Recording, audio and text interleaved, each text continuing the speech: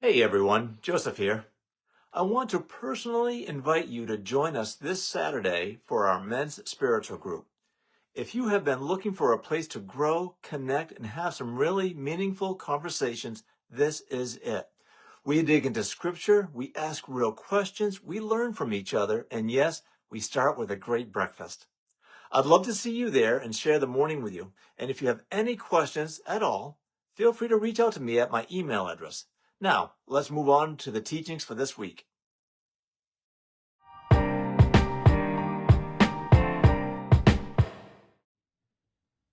Today, we're looking at chapter 26 of Adam Hamilton's book, Making Sense of the Bible, and the title of that chapter is No One Comes to the Father Except Through Me.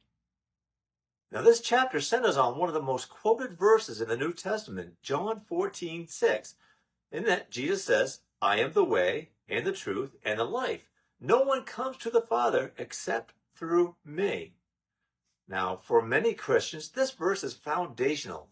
For others, it raises honest questions about people of other faiths and the wideness of God's grace. In typical Hamilton fashion, he approaches this passage with both reverence and nuance. He begins by reminding us of the setting John 14 takes place on the night before Jesus' crucifixion. The disciples are anxious, confused, and afraid. Jesus is not arguing with outsiders. He is comforting his closest friends. His tone is pastoral, not confrontational. Now, Jesus is essentially saying, you know the way to the Father because you know me. It's reassurance, not exclusion. Now, Hamilton also notes that John's gospel is one of the most theological of the four. John often interprets Jesus' words to highlight his identity and mission. So when John records Jesus saying he is the way, the truth, and the life, the emphasis on who Jesus is, the one who reveals the Father, the one who embodies God's truth, and the one who leads us into life. Now, Hamilton also affirms the Christian conviction that salvation comes through Jesus. But he also reminds us that God's grace is bigger than our categories. Scripture itself shows God reaching beyond boundaries to outsiders, foreigners, seekers, and people who never fit neatly into religious boxes. Hamilton suggests that Jesus is indeed the way, but God may apply that way more broadly than we can ever imagine. He also points out that the Bible contains multiple voices on salvation. Some passages sound exclusive.